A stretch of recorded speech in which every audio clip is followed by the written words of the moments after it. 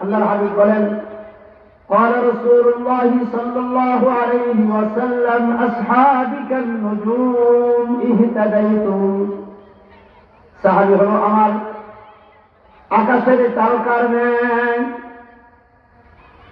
অন্ধকার রজনীতে যদি কারো কাছে আলো থাকে সে রাস্তা খুঁজে তালাশ করে পাবে, যদি তার কাছে আলো না থাকে তাহলে সে গর্তের ভিতরে পড়বে, পথভ্রষ্ট হয়ে যাবে। এই জন্য সাহাবীরা হলো আমার তারকার ন্যায় আলো।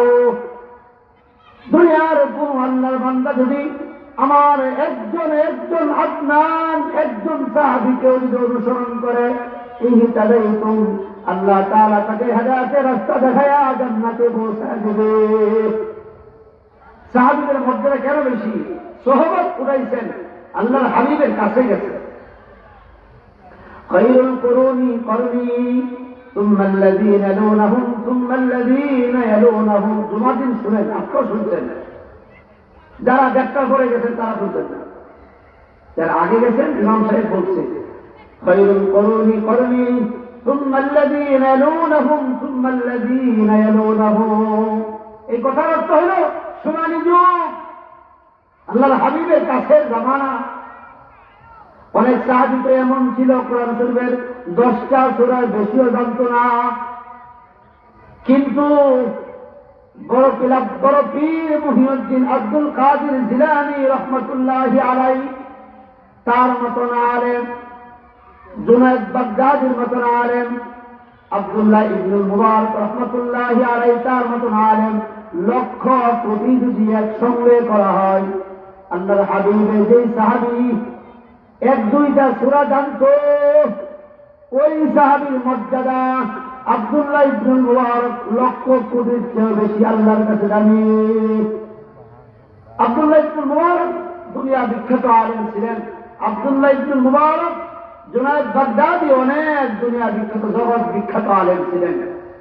জুনায়েদ বাগদাদিকে যদি এক পাল্লায় এমন কয়েক কোটি রাখা হয়, আল্লাহর হাবিবের একজন অন্ধ সাহাবী আব্দুল্লাহ ইবনুল অন্ধ সাহাবী আব্দুল্লাহ ইবনে মাকদুম রাদিয়াল্লাহু তাআলা আনহু, অন্ধ সাহাবী, চোখ দিয়ে দেখতে পারে নাই।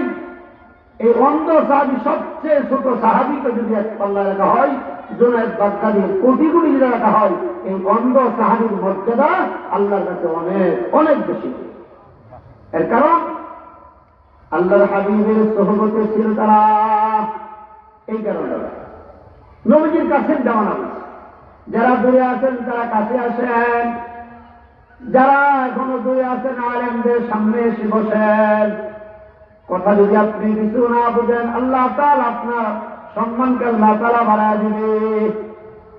আলেমদের সামনে বসলেও কি আল্লাহ সম্মান বাড়ায় দিবে। আল্লাহ তাআলা আমাদেরকে কবুল করেন, জুড়ে বলেন আমিন।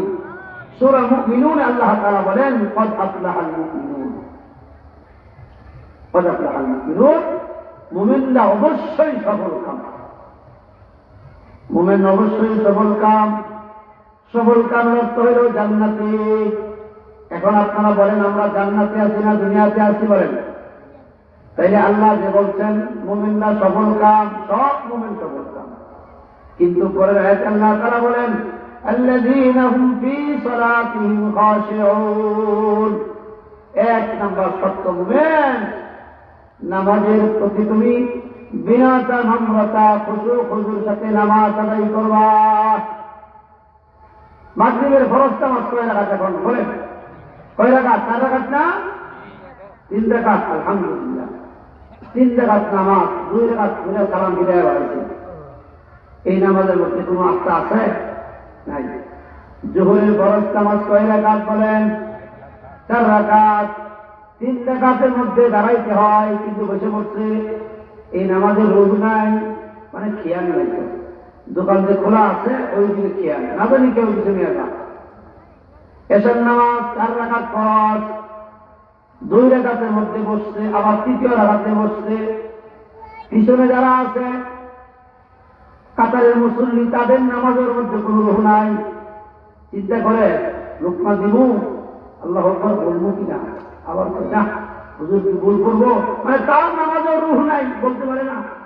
পুরোপুরি 100% শিউর না নামাজে 3 জায়গাতে বসছে ইমাম সাহেব, আর ইমাম সাহেবের তো খেয়াল নেই, ভুল হইতেই পারে। এই জন্য আল্লাহ তাআলা বলেন আল্লাযীনা হুম ফী সালাতিহিম খাশিউন, খুশু খুজুর সাথে নামাজ আদায় করবা। নামাজ আদায় করতে বলছে আল্লাহ তাআলা খুশু খুজুর সাথে, খুব সাবধানতা অবলম্বন করতে হবে। আর যত তাড়াতাড়ি নামাজ শেষ করতে পারবেন তারাবি নামাজ, এই ইমাম কিন্তু সবচেয়ে ফার্স্ট ক্লাস ইমাম। তারাবি নামাজ কয় রাকাত বলেন, সবাই বলেন?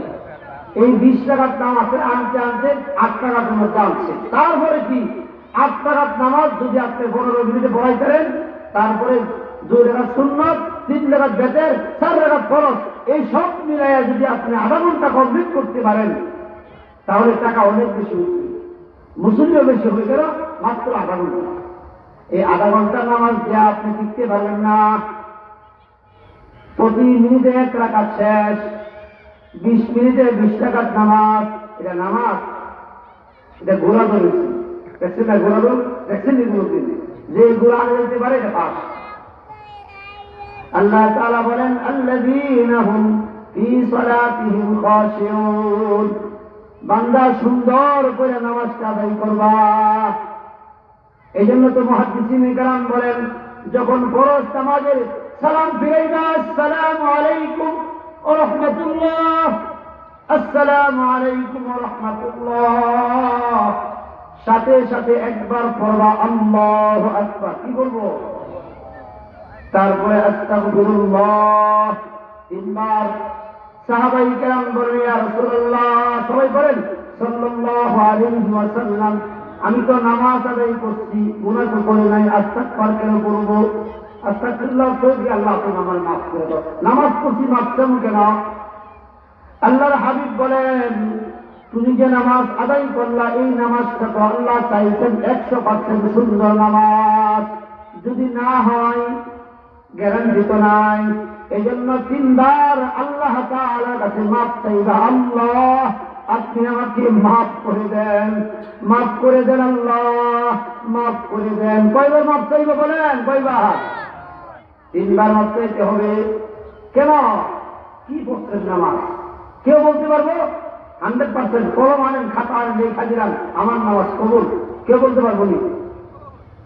জামানার সবচেয়ে বড় মুহাদ্দিস যারা আছে, সবচেয়ে বড় বুজুর্গ যারা, তারাও বলতে পারবে না।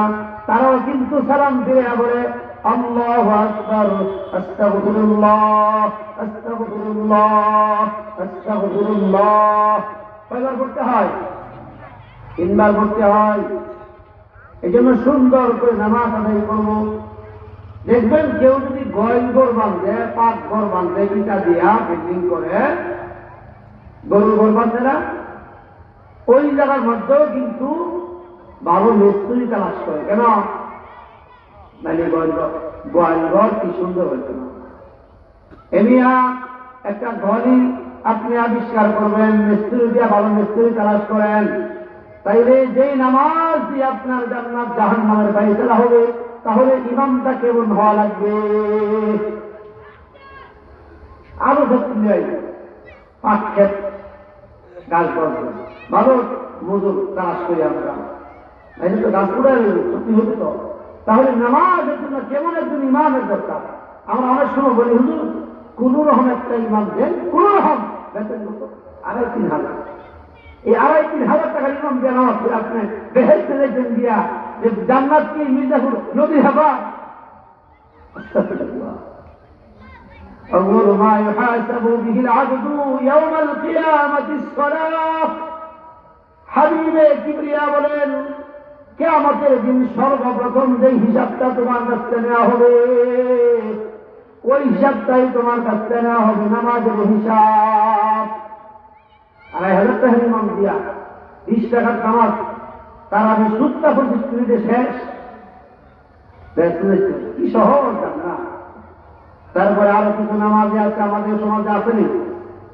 এক জুমা, শুক্রবার থেকে শুক্রবার, শুক্রে শুক্রে শুক্র। আর নামাজ তো মোটামুটি এটা হুজুর দরকার, তারা আপনাদের সমাজে আসেনি কি জানি না, নামাজ এটা হলো হুজুর যারা তারা পড়বে, মাদ্রাসার ছাত্র যারা তারা পড়বে। হাজি সাহেব আজান দেওয়ার হিসাবকে এখনো চা খান কেন? আজান দিচ্ছি তো। হাজি সাহেব কি বলাইল? হাজি সাহেব আপনি মসজিদে যান, নামাজ পড়বে হাজি সাহেবে, নামাজ পড়বে মুরব্বী, নামাজ পড়বে মাদ্রাসার ছাত্র, নামাজ পড়বে তো আলিমরা। কথাগুলো সঠিক?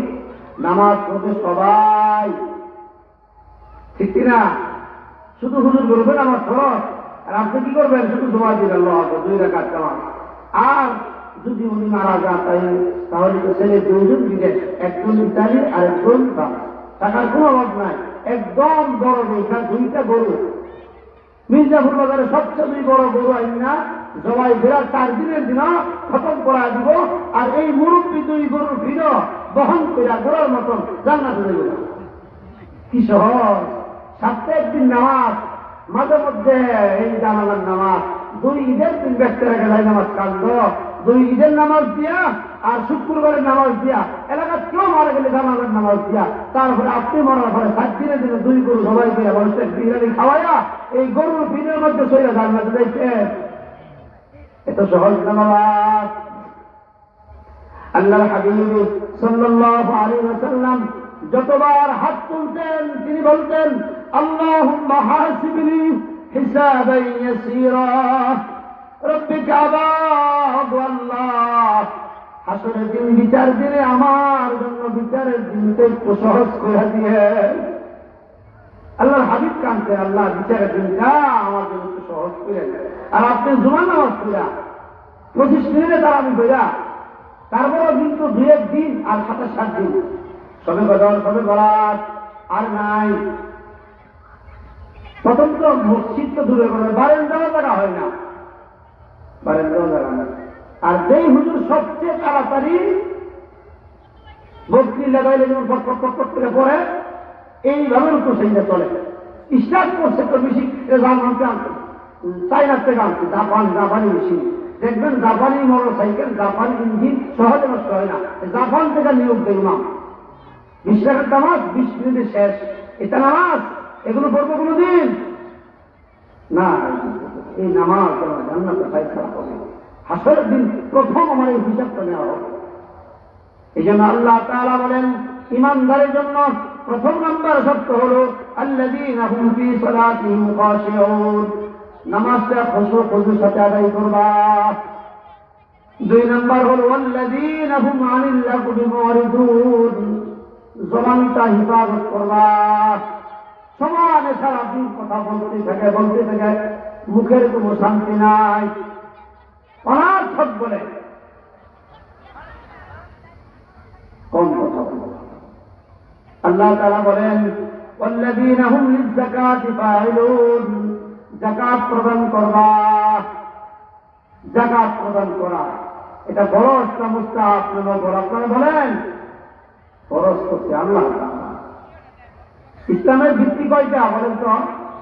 5টা। কালিমা, নামাজ, রোজা, তারপরে হইছে না যাকাত। 5 নম্বরে দিচ্ছেন কালিমা, নামাজ, রোজা, যাকাত। যাকাত 4 নম্বরে। আমরা খেলতে খেলতে কয় নম্বরে নিচ্ছি?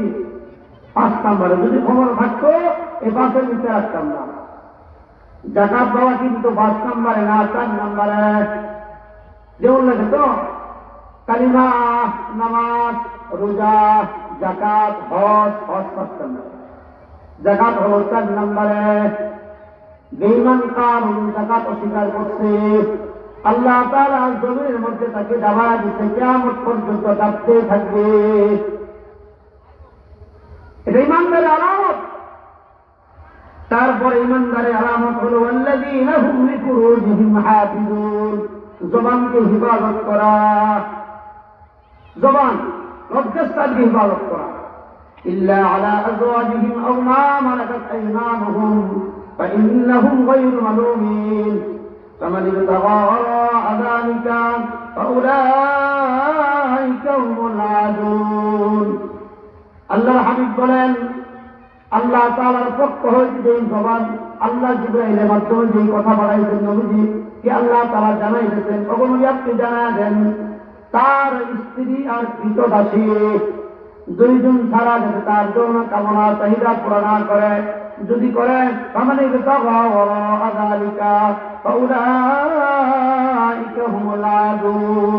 সীমালঙ্ঘনকারী হয়ে যাবে, পথভ্রষ্ট হয়ে যাবে। والذين هم لأماناتهم وعهدهم راعون, আমানতদারি রক্ষা করা, আমানতদারি বুঝেন তো নাকি?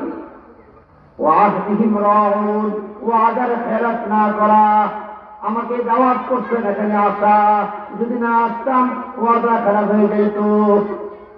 আমানতদারি রক্ষা করা, আমানতদারি আমানত ক্ষমতা হতে পারে, ইলমের হতে পারে, তরবারির হতে পারে, কোন মানুষের হতে পারে, সব কিছু আমানতদারি একদম হিসাব মতো মিলাইতে হবে। আমার উস্তাদ এবং মুহতারাম, আপনাদের যে এলাকার মানুষ যারা মুরব্বী তারা হুজুরকে শুরু সময় দেখছেন, 1990 সালে আমাদের পাঁচোয়াতে একটা মাদ্রাসা, হেফজুল কোরআন মাদ্রাসা, ওই মাদ্রাসা আমার উস্তাদ মুহতারাম এই প্রথম উস্তাদ হিসেবে নিয়োগ করে। 90 সাল থেকে আজকে 25 সাল, কত বছর আপনার হিসাব মিলান? 35 না? 35 বছর আগে আমাদের মাদ্রাসার, আমার এলাকা যারা মাদ্রাসা পরিচালনা করে, 12,000 টাকা একটা পলিথিনের মধ্যে একটা চাইনা সুতা দিয়া গাইয়া হুজুরের কাছে রাখছি, আপনি রাখেন, যেই সময় চামে ওই সময় দিবেন। 12 বছর পরে, কয় বছর পরে? 12 বছর পরে আমার উস্তাদ মুহতারাম তাদের কাছ থেকে বিদায় চাইছি যে আমি আর পারতেছি না, আমি একটু বাড়ির কাছে যাইতে চাই, আমাকে আপনারা একটু বিদায় দেবেন। আমার এলাকার মানুষ কি ভাবছে জানেননি? যে 500 টাকা মাসে চাকরি করছে এই লোক, 12 বছর আগে 12,000 টাকা দিয়েছিলাম, এই টাকাটা সামনে, এই টাকাটা দিতে পারবে না, বিদায় কেউ পারবে না। আলহামদুলিল্লাহ বলেন না তো? ঠিক আছে, আবার সব যান। ওই যে মাদ্রাসার টাকা ছিল 12,000 টাকা, মনে আছে?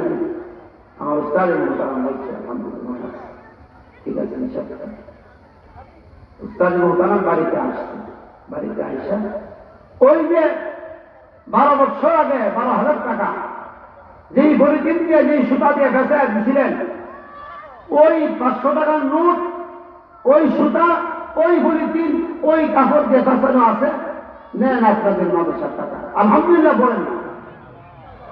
সব খুলছে, খুলে থেকে সবগুলো মিলাচ্ছে, অনুমান করতে পারে নাই। এখনো ওই দেশের মানুষ কাঁদে, হাজার হাজার আলেম আমার উস্তাদের হাতে গড়া। 12 বছর পরে এই আমানতদারি যে কি জিনিস, জীবনে কত কষ্ট করছে, এখানে হাত দেয় না। কি পরিমাণ কষ্ট করে একজন আলেম, তারপর হাত দিচ্ছে না, পরে দিয়া দিলেই তো হইতো। আল্লাহর ভয়, আল্লাহ তাআলার ভয় অন্তরে, জন্য হাত দেয় নাই। 12 বছর পরে আবার টাকাগুলো ফিরে দিলেন, সবাই অবাক। জমিন কাজে, আসমান কাজে, এলাকার মানুষ কাজে, এখনো পর্যন্ত মানুষ কাজে। আপনার এমন এক সম্পদ এই এলাকার মধ্যে আল্লাহ তাআলা আপনাদের দান করছে, হয়তো আপনারা বুঝেন না, আমরা বুঝতেছি। কত চেষ্টা করছি আমরা আবার নেওয়ার জন্য।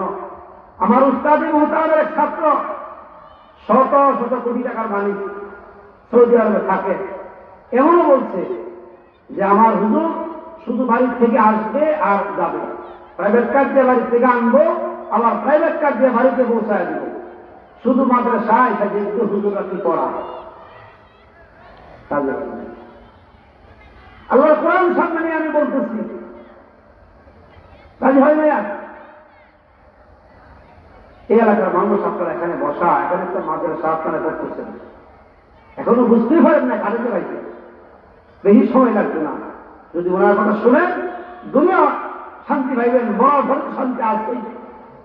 আমার মতনের কৃষকের সন্তান আজকে কোরআন শরীফ সামনে নিয়ে আপনার সামনে বয়ান করি, বুঝলেন না? আমাকে বাড়ি থেকে আনছে। প্রথমে আমার পাঞ্জাবিও ছিল না, সাতগাহিদা মাদ্রাসায় আসছি। উস্তাদ এত স্নেহ আদর কেন করছেন? বড় ছাত্র যারা ছিল, বড় ভাই তারা বলছিল, আমার উস্তাদ মোহতারাম বলছিলেন নাকি যে এই ছেলেটা একদিন আলেম মনে হবে, এই জন্য তাকে কাছে টানতেছে। আমার উস্তাদের দোয়া আজকে এই পর্যন্ত আছে। আপনারা ভুল করেন না, দোয়া করেন, আমরাও দোয়া করি, আল্লাহ তারা যেন হায়াত দারাজ করে। এই আমানতদারি, এলেমের আমানতদারি, এলেমের আমানতদারি যার মধ্যে আছে সে কোনদিন ঠকে না। ওমর ইবনে আব্দুল আজিজ রহমতুল্লাহি আলাইহি, ওনার 9 সন্তান ছিল, 9 সন্তান। তাদেরকে আল্লাহর কোরআন শিক্ষা দিছে, কোরআন, আল্লাহর কোরআন। তার প্রতিবেশী যারা তারা সবাই ধনী ছিল। এক লোক এসে বলল, ওমর ইবনে আব্দুল আজিজ 9টা সন্তান, তারা কি করে খাবে, কিভাবে চলবে, তাদেরকে আপনি কোরআন হাদিস শিক্ষা দিচ্ছেন, জাগতিক কোন এলেম তাদেরকে আপনি শিক্ষা দিলেন না কেন?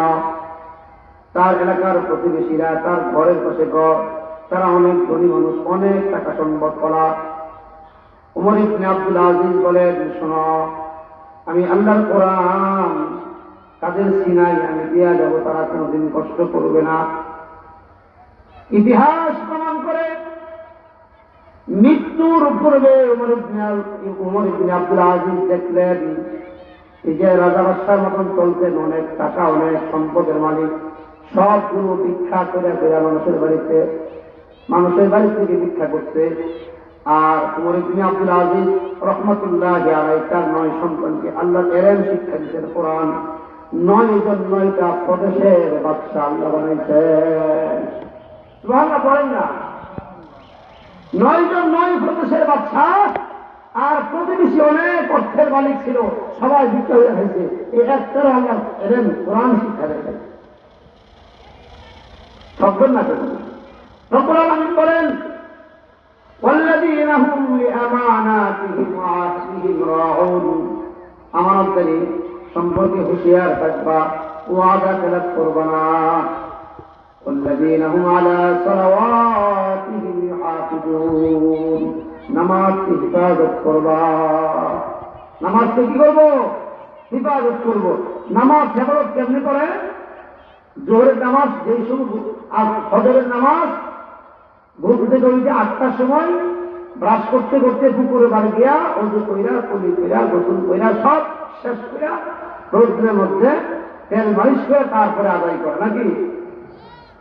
ফজর আর জোহর একসাথে আদায় করা, জোহর আর আসর একসাথে আদায় করা, আসর মাগরিব একসাথে আদায় করা, এটার নাম কিন্তু নামাজ হিফাজত না। টান নামাজ আদায় করা। সামান্য যদি একটা অনুষ্ঠান 2-4 ভাবজুন বাড়িতে মেহমান আসে, তাইলে আর কিন্তু নামাজের খবর পায় না। আরে বাড়ি বড় মেহমান, কি বেজাল লাগাইছে, বাড়ি বড় মেহমান নামাজ চিন্তা করছেন নি?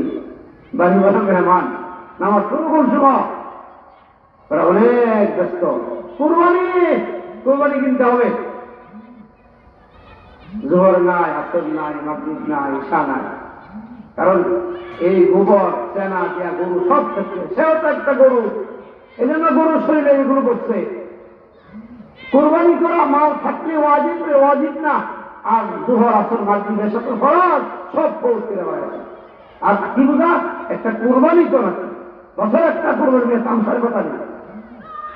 আপনাদের এমন হয় কিনা? কোরবানির সময় হলে এক কোরবানি কিনতে গিয়া 4 বাজার ঘুরতে হয়েছে, 4 দিন নামাজ নাই। আর কোরবানির দিন ঈদের নামাজের পরে এই দিন আর কোন নামাজের সাক্ষাৎ নাই, কারণ গরু বানাইতে সন্ধ্যা হয়েছে, তারপর গোসল করছে, একটা ক্লান্তি আছে না? কোরবানি ইব্রাহিম আলাইহিস সালাম তার ছেলেও জবাই করছেন না, আগে নামাজ পরে অন্য কাজ। রব্বুল আলামিন বলেন, এই গুণগুলি যদি কেউ হাসিল করতে পারে, আল্লাহ তাআলা তাকে কি পুরস্কার দিবেন ওয়াদা করলেন। الذي أولئك هم الوارثون আল্লাহ তাআলা তাদেরকে ওয়ারিসদার বানায় দিবে আল্লাযীনা ইয়ারিসুনাল ফিরদাউস হুম ফিহা খালিদুন জান্নাতুল ফিরদাউসের উত্তরাধিকারী তারা হয়ে যাবে সুবহানাল্লাহ জান্নাতুল ফিরদাউস যাওয়ার জন্য সবাই রাজি আছেন তো নাকি ইনশাআল্লাহ জান্নাতুল ফিরদাউস সবচেয়ে উঁচু মাকামের জান্নাত জান্নাতুল ফিরদাউস আল্লাহ ওয়াদা করছেন জান্নাতুল ফিরদাউস দান করবে আল্লাহ তাআলা যদি আমার জবান ভালো থাকে যদি আমি নামাজ সুন্দর করে আদায় করি যদি আমি মানুষকে কষ্ট না দেই জেনা না করি যদি আমি আমার স্ত্রী আর জাতি কৃতদাসী যারা আছে তাদেরকে তারা অন্য কাউকে কামনা না করি যাকাত যদি আমি অস্বীকার না করি নামাজ কিন্তু আমি হিফাজত করি আল্লাহ ওয়াদা করছেন الذين يرثون الفردوس هم فيها خالدون জান্নাতুল ফিরদাউস জানি সুবহানাল্লাহ আর জান্নাতুল ফিরদাউস যে আল্লাহ তাআলা দিবে চারটা নিয়ামত দান করবে একজন জান্নাতে এই কথা বলে আমার অশেষ আজকে এখানে শেষ আরেক জায়গায় যাইতে হবে মাওনা চার নিয়ামত দান করবে জান্নাতীকে আল্লাহ তাআলা এক নম্বর নিয়ামত হলো যারা জান্নাতি হবে তারা কিন্তু কালো মার্কা জান্নাতি হবে না যারা এখানে কালো মার্কা আছেন কালামিয়া কালাসান তারা কিন্তু জান্নাতে ঢুকতে পারবেন না আল্লাহর হাবিব বলেন কালো মানুষ জান্নাতে যেতে পারবে না মুরব্বী কালা ছিল কাঁদতে কাঁদতে দাড়ি বিজয় বলাইছে ইয়া রাসূলুল্লাহ ইয়া হাবিবাল্লাহ আমি আপনার হাত ধরে কালিমা পড়ছি আমি কালা মানুষ জান্নাতে যেতে পারবো না গো আল্লাহ রাসূল আল্লাহর হাবিব বলেন ও আল্লাহর বান্দা আমার সাহাবী শোনো তুমি কালো কিন্তু তোমাকে আল্লাহ তাআলা এইভাবে জান্নাতে দিবে না তোমার চেহারা কেমন সুন্দর করে তোমাকে ঢুকাইবে নবিয়ানা হযরত ইউসুফ নবীর মতন সুন্দর বানায় জান্নাতে ঢুকাইবে এক নম্বর জান্নাতের গুণ থাকবে জান্নাতের চারটা গুণের মধ্যে এক নম্বর গুণ হবে সুন্দর থাকবে কেমন সুন্দর হাবিবে কিবরিয়া মুহাম্মদ আরবি সাল্লাল্লাহু আলাইহি ওয়াসাল্লাম বলেন আম্মা জান আয়েশা সিদ্দিকা রাদিয়াল্লাহু তাআলা আনহার কাছে ওয়াজ করতেছেন নবী আয়েশা শোনো মিরাজের গজনীতি আল্লাহ তাআলা আমাকে আমার ভাই হযরত ইউসুফকে আল্লাহ তাআলা আমাকে দেখাইছেন আমি নিজের চোখে দেখে আসছি ইউসুফ যে কেমন সুন্দর সুবহানাল্লাহ বলেন আম্মা জান বলেন ইয়া রাসূলুল্লাহ ইয়া হাবিবাল্লাহ বলেন না গো নবী ইউসুফ নবী কেমন সুন্দর ছিল আল্লাহর হাবিব বলেন तमाम দুনিয়ার সমস্ত মানুষের সৌন্দর্য যদি এক জায়গায় জমা করে পাল্লায় রাখা হয় আর ইউসুফ জুলাইখার স্বামী তার সুন্দর যদি এক জায়গায় জমা করা হয় জুলাইখা আর স্বামী ইউসুফ তার চেয়ে বেশি হয়ে যাবে সুবহানাল্লাহ বলেন আমরা বলছি সুবহানাল্লাহ কিন্তু আমরা যারা এসে সিদ্দিকা সুবহানাল্লাহ পড়েন নাই চেহারা মলিন হয়ে গেল কেন মলিন হয়ে গেল তার অর্থ হলো আল্লাহর হাবিব যে বলছে জুলাইখার স্বামী এমন এমন সুন্দর ছিল তাইলে আমার স্বামী মুহাম্মদ রাসূলুল্লাহর কথা তুমি কেন বললেন না আম্মা জান বলেন ওগো আল্লাহর হাবিব জুলাইখার স্বামী এত সুন্দর তাই আপনি বলেন আমার হাবিব আমার স্বামী মুহাম্মদ আরবি কেমন সুন্দর আমার স্বামী বেশি সুন্দর না জুলাইখার স্বামী বেশি সুন্দর আপনি বলতে হবে বলেন নবীজি কত মহাজ্ঞানী ছিলেন নিজে যে বেশি সুন্দর এই কথা নিজের জবান দিয়ে সরাসরি বলে নাই আল্লাহর হাবিব বলেন জুলাইখার স্বামী কেমন আর তোমার স্বামী কেমন শোনো আল্লাহ তাআলা বলেন وقطعنا أيديهن وقلنا حاشا لله ما هذا بشرا إن هذا إلا ملك كريم رب العالمين মিশরের রাজকুমারী 40 জন সুন্দরী রূপসী দুই পাশ দিয়ে বসায়া শুধু উত্তরের ঘর থেকে দক্ষিণের ঘরে ইউসুফ যাবে, আর জুলাইখা এই দুই পাশে 20 জন করে রমণী রাজকুমারী, সাধারণ পাবলিকের মেয়েরা, স্ত্রীরা, এই 40 জন ছিল রাজকুমারী, বিভিন্ন পদের মন্ত্রী মিনিস্টার, তাদের কন্যা, তাদের স্ত্রী, এক একজনের হাতে দিলেন একটা করে চাকু, একটা করে ফল। বলতে লাগলেন, জুলাইখা তোমরা ফল খাচ্ছে খাইতে থাকো। ফল খাচ্ছে আর কাটতেছে, খাইতেছে। জুলাইখা শুধু বলছে, ইউসুফ এদিকে সব।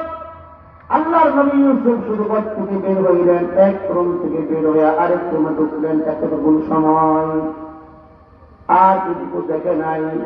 জুলাইখা বলে, আমি তো হাত কাটি নাই, তোমরা যে হাত কাটলা। ইউসুফকে যেটা সবাই হাত কাটছিল। আম্মাজান বলেন, তাই নাকি?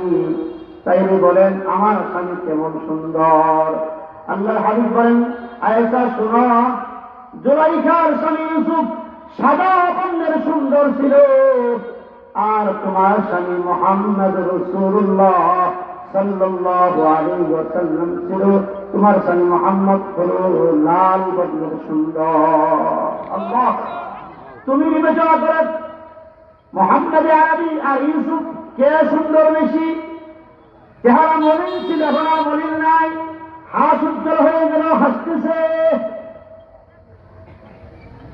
আল্লাহ হাবিব বলেন, তাম দুনিয়ার সমস্ত নবীর মধ্যে আমার যেমন সম্মান, সমস্ত নবীর মধ্যে আমার যেমন সম্মান, লক্ষ তারার মাঝে চাঁদটি যেমন, নবীগণের মধ্যে নবীরা তেমন। আল্লাহু আকবার।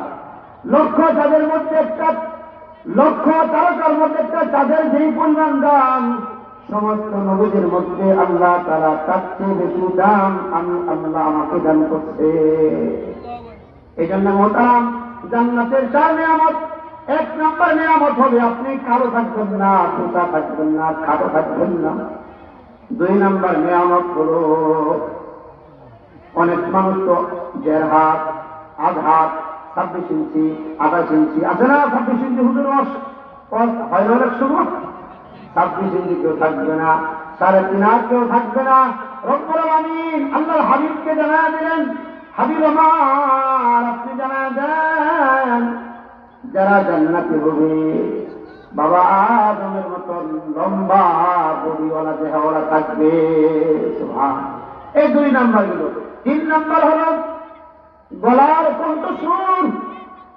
দেখবেন অনেক মানুষ মাইক বাজাইলে, যারা গজল গাইতে পারে, গান বলতে পারে, গলার যদি কণ্ঠস্বর ভালো থাকে, দেখা থাকি লাগে, দেন আমার আমি একটা গান করি, তাই না?